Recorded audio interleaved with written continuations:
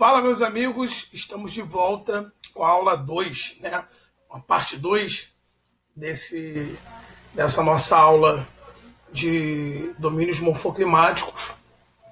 E nós já falamos sobre as características no vídeo passado, nós falamos também sobre o domínio amazônico, o domínio morfoclimático amazônico, e agora nós vamos falar sobre o domínio morfoclimático do Cerrado.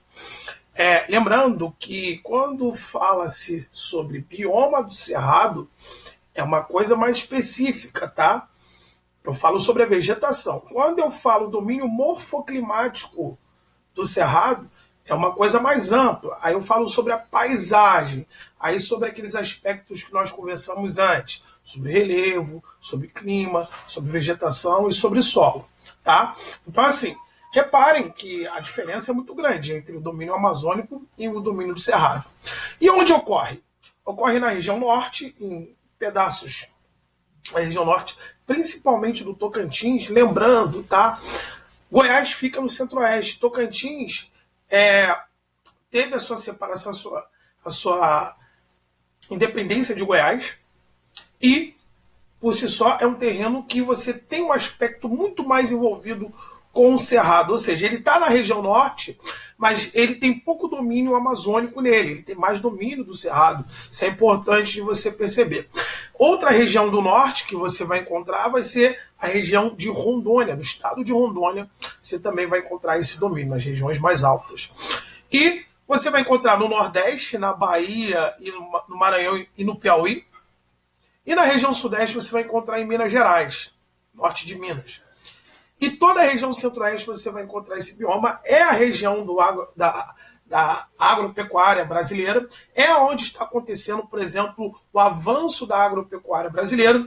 Tanto que você tem ali o Matopiba, o Mapitoba, né? Maranhão, Piauí, Tocantins, Bahia, que justamente por ter esse tipo de bioma, que é muito devastado por causa da agropecuária, e isso tem muito a ver com a Revolução Verde de 1970, a partir de 1970, com o avanço do agropecuário, com a técnica de calagem, que até então você tinha uma região de mineração, até então você tinha uma região de vazio demográfico, e aí com essas técnicas e com a Revolução Verde, essa região passa a ser ocupada pela agropecuária, que vai gerar muita grana para o país, que vai continuar investindo no aumento dessa região agropecuária, tá?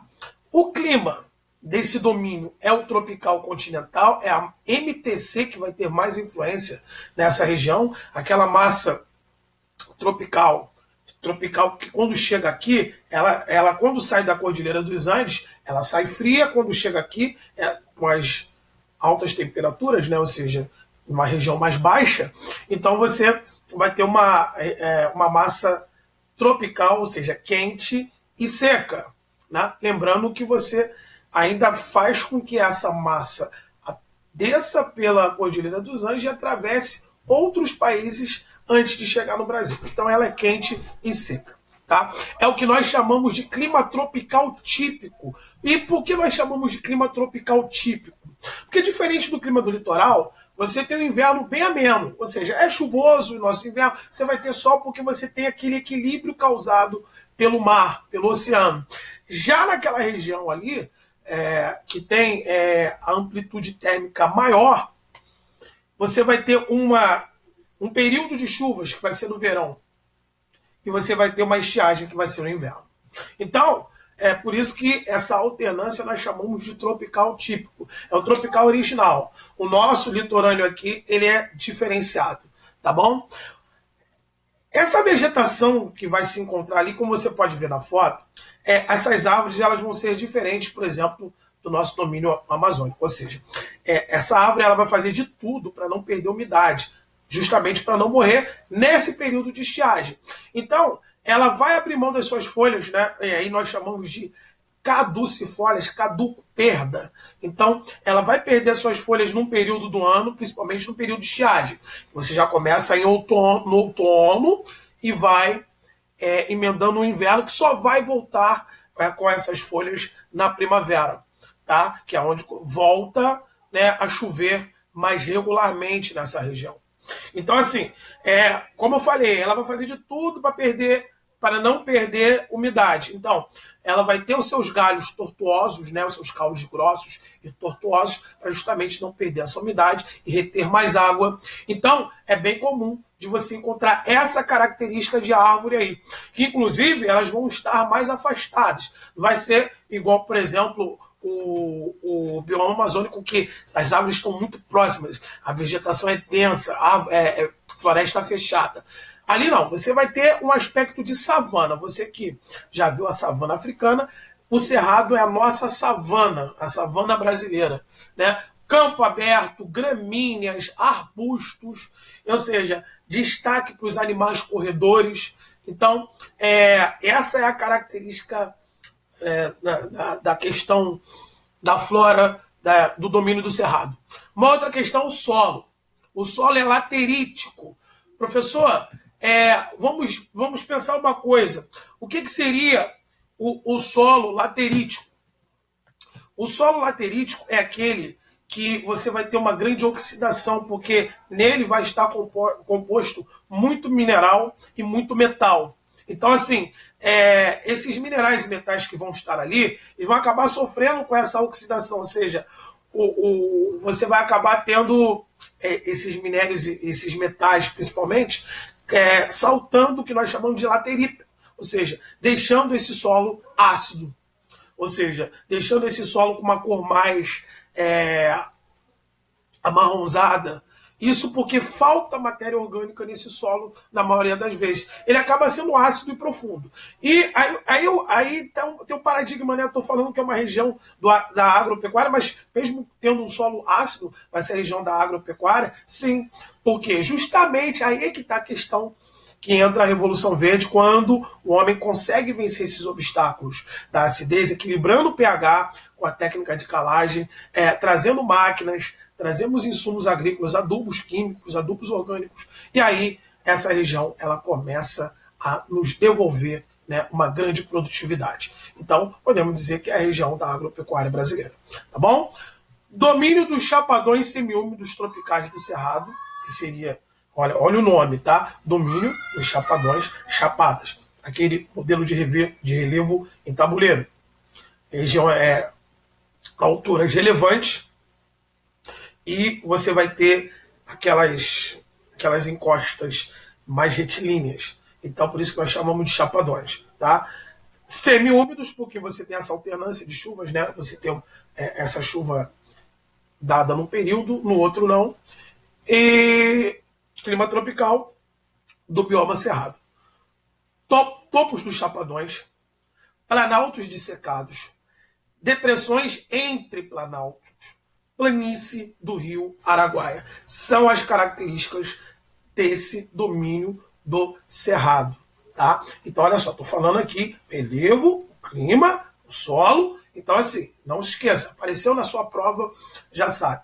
Topos dos chapadões é como a Chapada de Guimarães, Chapada dos Veadeiros, que fica na região centro-oeste. Então, assim, você vai ter essa relação. Tanto que é importante também destacar mais uma coisa, nesse domínio do cerrado, né, nessa região, por exemplo, do centro-oeste, no Mato Grosso do Sul, você vai ter um outro domínio que também vai ser influenciado por essas características que nós vamos ver mais à frente. Tá?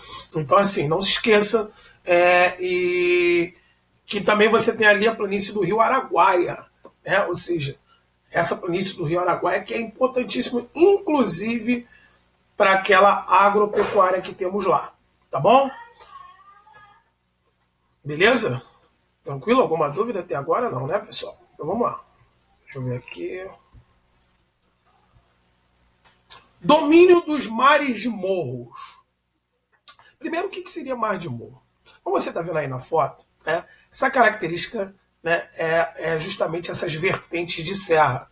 Isso aí prova-se que esse litoral ele chegava até essa região. Depois o mar foi recuando e você ficou com esses vertentes de serras aí. Ou seja, praticamente todo o nosso litoral tem esse domínio dos mares de morro. A ocorrência do litoral do Rio Grande do Norte, lá no Nordeste, até o sul do Brasil, até o Rio Grande do Sul. Todo o litoral vai ser revestido por esses mares de morro. Rio de Janeiro também, professor? Rio de Janeiro também. São Paulo também, professor? São Paulo também. Todo o litoral vai ser revestido por esses mares de morros. O clima é um tropical úmido, você tem a massa tropical atlântica, ao qual você vai ter médias de temperaturas entre 24 e 22 graus. Você vai ter uma flora perenifolha, como justamente a região, nessas regiões onde você tem muita umidade. Então, você mantém as plantas, as árvores, mantém as suas folhas durante todo o ano. Vai ser higrófila também, ou seja, essas plantas vão estar adaptadas a ambientes úmidos e latifoliadas, folhas grandes e largas. Mesma coisa, o que favorece o processo de transpiração e respiração das plantas. Você vai ter mamíferos, primatas também, você vai ter uma grande biodiversidade na fauna. E o solo é um pouco diferente. Nessa região, você encontra solos muito férteis. Inclusive, um deles, ele vai ser o início do nosso ciclo agropecuário. Na verdade, o início da agricultura do Brasil com açúcar, que é o solo do Massapê, aonde vai ser encontrado na zona da Mata Nordestina, no litoral nordestino. E o outro solo que é muito importante, que fez com que o Brasil ficasse rico e conhecido no cenário internacional, é o solo de terra roxa, interior de São Paulo, norte do Paraná, ou seja, é onde nós tivemos o nosso ciclo do café no século XIX, que foi muito importante para o desenvolvimento do Brasil de forma geral. Você vai ter o domínio dos mares de morros úmidos, tropicais, da Mata Atlântica. Olha só como é que consegue juntar tudo, né? Nessa questão dos domínios. Domínio dos mares de morros, ou seja, vertentes de serras, úmidos tropicais, são litorais, então está próximo do oceano, e da Mata Atlântica, que é a vegetação predominante da região.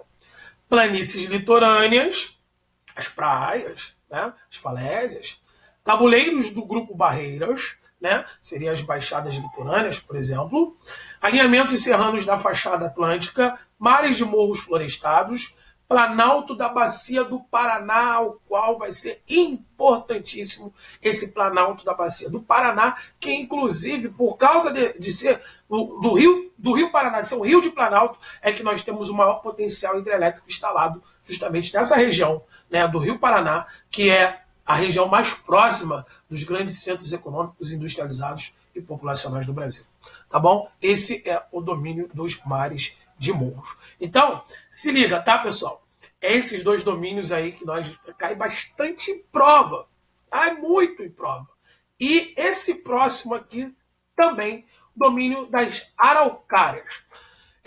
Ocorre no Planalto Meridional, ou seja, na região sul do Brasil, nos estados do Paraná, Santa Catarina, Rio Grande do Sul, geralmente nas regiões mais altas. É o clima subtropical, é aquele que é influenciado pela massa polar atlântica, então ele vai ser frio e úmido, né? Tá falando de uma massa fria e úmida.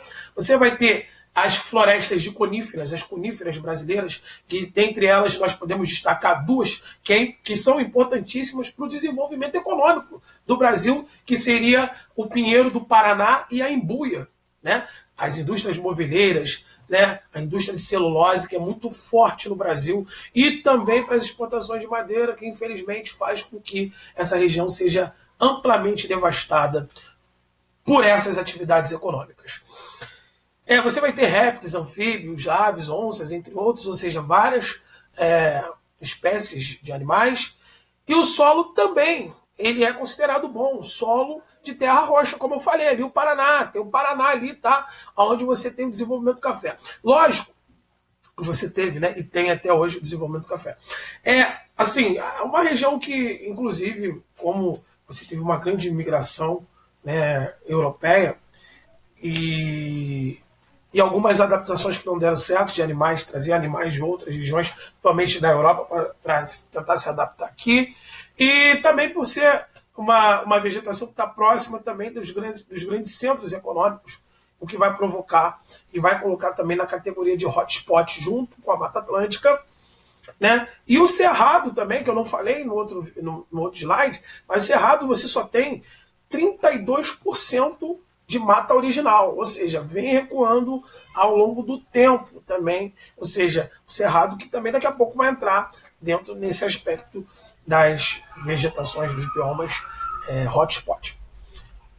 Domínio dos planaltos úmidos subtropicais da mata de araucárias, ou seja, domínio dos planaltos úmidos subtropicais, clima e mata de araucárias, que é uma mata de transição. Não esqueça disso. Você tem ali a transição do cerrado para os campos, né, dos campos suínos. Então vai ser uma vegetação de transição. E aí nós podemos dizer que ela se destaca por causa dessa particularidade dessa floresta de coníferas, que inclusive o nosso Pinheiro do Paraná não se assemelha muito às coníferas da região norte, das regiões temperadas, porque seus galhos são para cima, né? Isso seria a característica da evolução das plantas. Então, assim, por causa da neve, enfim, que não é tão comum aqui no Brasil, somente nas regiões muito altas você consegue ver esse fenômeno aqui no Brasil. Primeiro Planalto Paranaense ou Planalto Atlântico, segundo Planalto Paranaense ou Depressão Periférica, terceiro Planalto Paranaense ou Planalto Arenítico Basáltico e Planalto dos Campos Gerais. São as características da paisagem do domínio das araucárias. Primeiro Planalto Paranaense, segundo Planalto Paranaense, terceiro Planalto Paranaense. Planalto Atlântico, Depressão Periférica, Planalto Arenítico Basáltico, justamente naquela região arenítica basáltica, onde teve o derrame basáltico no período quaternário, no período terciário, né? E você vai ter o Planalto dos Campos Gerais, tá bom? Então essa é uma característica que geralmente aparece em prova no domínio das araucárias, beleza? Então tá, daqui a pouco eu volto com o vídeo 3, fica ligado aí. Enquanto isso, vai anotando aí, meu amigo, e se prepara para o que vem pela frente. Tá legal? Tamo junto.